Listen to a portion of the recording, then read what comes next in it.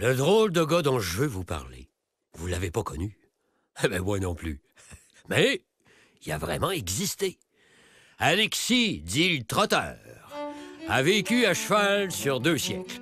Fin 19e, premier quart du 20e.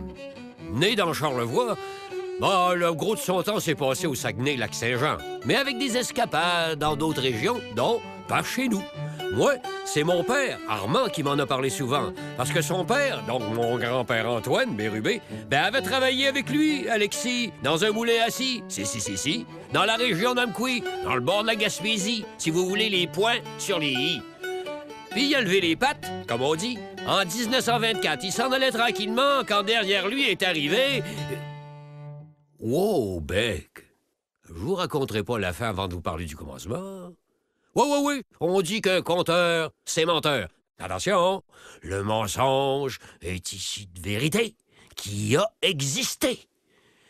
Car cet homme, bon comme le pain, courait plus vite que le vent, trottait, galopait, mâchouillait des brins de foin, chiquait du chien dent.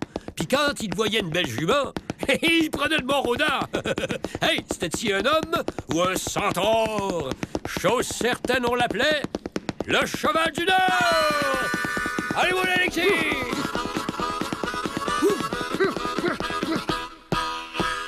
Courir, c'était sa vie, sa seule richesse. Il courait contre les chiens, les cochons, les chevaux, les humains, devant les trains, les chevaux de fer, comme les appelaient les Amérindiens. Il avait des muscles, comme en acier. Ah, c'est peut-être ça qui le rendait léger. On l'avait aussi surnommé Popeye, le cheval volant du Saguenay-Lac-Saint-Jean. Allez, mon Popeye!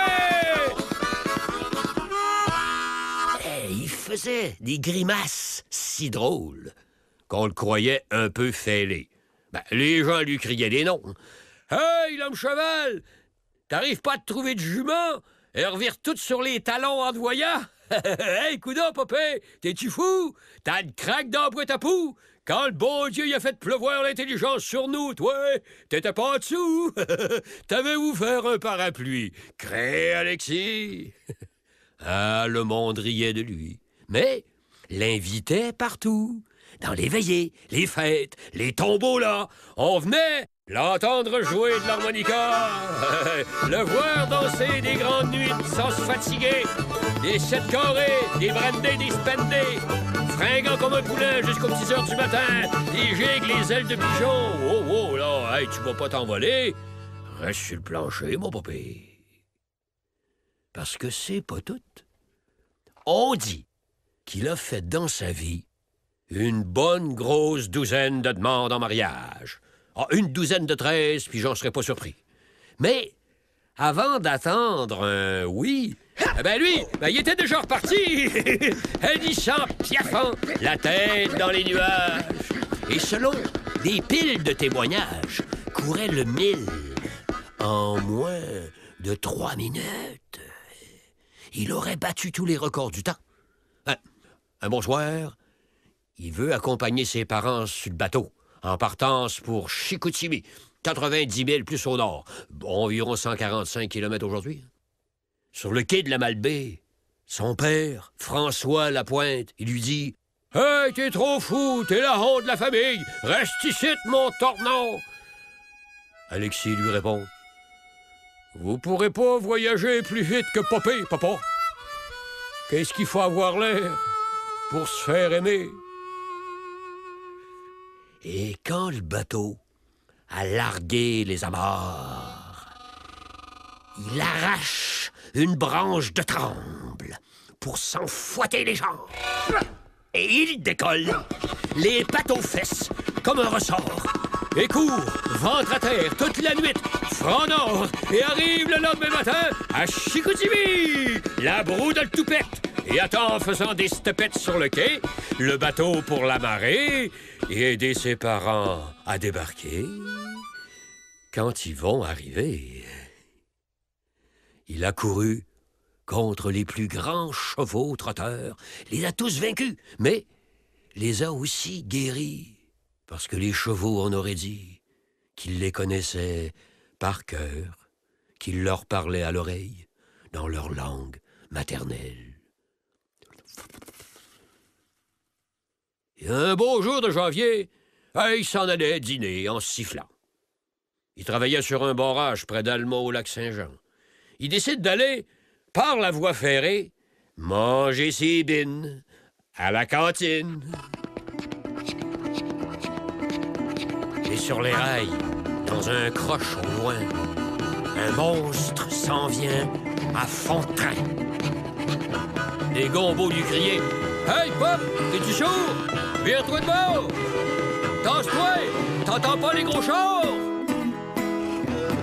Hey, cours! Réveille! Hey, ah ouais! T'es rendu dur d'oreille? Hey, mon vieux! Hey, débarque la traque! Attention, mon vieux! Watch out! Un monstre cyclope lui a passé sur le corps. Le bout en train à son dernier sommeil, couché sur les dormants. Il courait plus vite que le temps, mais la mort était en avance. Le cheval de fer a vaincu le pur sang du Nord. Mais, paraît-il qu'il n'est pas mort. Ce qu'il est devenu, une légende. Et les légendes, c'est comme les arbres, puis les enfants. Ça grandit au fil des ans. Paraît-il qu'il court maintenant dans le firmament. Il fait la navette entre les planètes. Ben Johnson d'un autre temps. Oh, sans anabolisant. S'il avalait les astéroïdes, il courait aussi vite que le vide. Il prend plutôt l'énergie du soleil et part le matin déjeuner chez ses pareils. Tous les champions sans nom, sans Jeux olympiques, qui ont vécu leur vie dans les brousses d'Afrique, d'Europe, d'Asie, des Amériques, jusqu'ici.